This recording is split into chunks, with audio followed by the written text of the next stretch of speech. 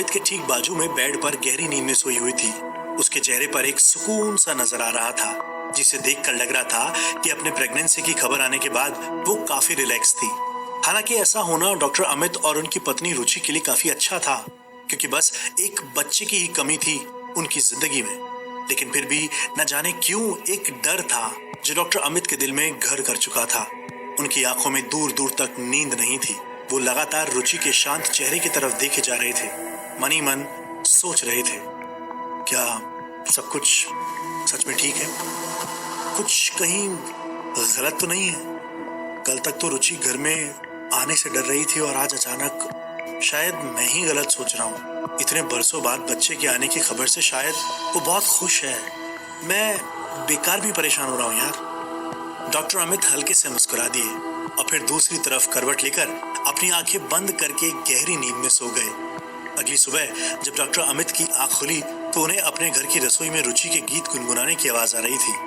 बरसों के बाद डॉक्टर अमित ने अपनी पत्नी को इस तरह गाना गुनगुनाते हुए सुना था। डॉक्टर अमित थोड़े से हैरान थे। ठीक उसी वक्त डॉक्टर अमित का ध्यान उस गाने की तरफ गया और वो सरप्राइज हो गए। रुचि इस गांव की लोकल लैंग्वेज में कोई गाना गा रही थी, उस तरह का गाना जैसा उस गांव की औरतें गाया करती थी। डॉक्टर अमित एक बार फिर से डर गए।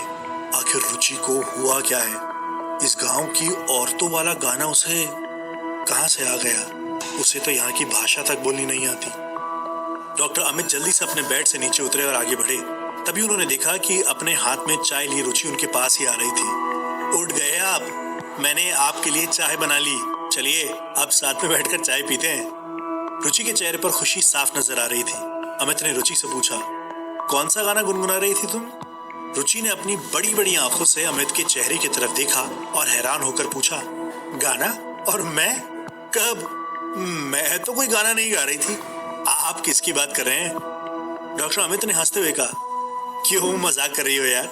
अभी जब मैं अंदर बेडरूम में था, किचन से तुम्हारे गुनगुनाने की आवाज आ रही थी, लेकिन वो गाना कुछ वैसा था जैसा गांव की औरतें गाती हैं, तो बस इसलिए तुमसे पूछ रहा हूँ रुचि, बताओ ना कौन सा गाना सीखा तुमने?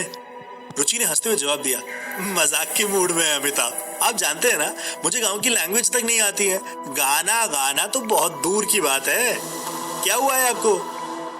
डॉक्टर अमित ने रुचि से कहा, लेकिन अभी मैंने सुना तुम लोकल लैंग्वेज में गाना गा रही थी। डॉक्टर अमित की बात सुनकर रुचि जोर जोर से हंसने लगी और फिर चाय का कप डॉक्टर अमित की तरफ बढ़ाते हुए कहा, अमित हो सकता है आपको बाहर से आवाज आ रही होगी, कोई औरत बाहर से गाना गुनगुनाते हुए निकली होगी, आपको लगा होगा कि मैं गा रही हूँ। डॉक्टर अमित ने धीरे से पूछा, लेकिन रुचि ने डॉक्टर अमित की बात को बीच में ही काटते हुए कहा, अब ये सब बात छोड़िए और चाय पर ध्यान दीजिए, कितनी अच्छी चाय बनाई है मैंने आपके लिए। डॉक्टर अमित ने उस बात को वहीं खत्म कर दिया और चाय का कप अपने हाथों में लेकर चाय पीना शुरू किया। लेकिन जैसे ही चाय का पहला घूंट डॉक्टर अमित के गले से उतरा, एक झटके से उन्होंने चाय के कप को टेबल पर रख दिया और अपनी जगह से उठकर वॉश बेसिन में जाकर वे कुल्ले करने लगे। रुचि परेशान होते हुए डॉक्टर अमित के चेहरे की तरफ देख रही थी। क्या हुआ अचानक आपको? सब ठीक है ना? डॉक्टर अमित ने परेशान होते हुए जवाब दिया, ये क्या रुचि, तुमने चाय में चीनी की जगह इतना सारा नमक डाल दिया, जरा पीकर देखो से, पूरी चाय कड़वी लग रही है। रुचि परेशान होकर चाय के कप की तरफ देख रही थी। उसने चाय का कप अपनी तरफ उठाया और चाय पीते हुए अमित से कहा, ऐसा तो कुछ नहीं अमित, चाय तो बिल्कुल ठीक है, ये देखिए मैं तो आपके सामने पी रही हूँ। डॉक्टर अमित लौटकर रुचि के पास आए और बड़े आश्चर्य से उसके चेहरे की तरफ देखे जा रहे थे। रुचि उस चाय को बड़े आराम से पी रही थी, जिससे सब कुछ नॉर्मल था। लेकिन रुचि, मेरी चाय तो इसमें बहुत सारा नमक है, क्या हुआ है तुम्हें? तुम्हारी तबीयत ठीक है ना? रुचि ने डॉक्टर अमित की कोई बात का जवाब नहीं दिया। वह चुपचाप बस अपने कप से चाय पी रही थी। इससे पहले कि डॉक्टर अमित कुछ और कहते, उनके मोबाइल पर हॉस्पिटल के नंबर से फोन आने लगा। डॉक्टर अमित ने फोन उठाया। हेलो, हाँ क्या? अच्छा, ओके ठीक है, मैं जल्दी से हॉस्पिटल पहुंचता हूँ, तुम पेशेंट को एडमिट करो।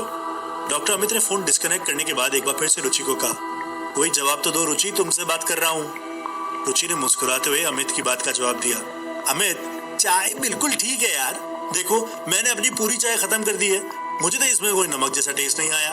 डॉक्टर अमित को इस वक्त अपनी पत्नी को कुछ भी बात समझाना सही नहीं लग रहा था, लेकिन वह बस इतना समझ चुके थे कि कुछ तो हुआ है, कुछ ऐसा जो अभी तक उनकी समझ से बाहर था।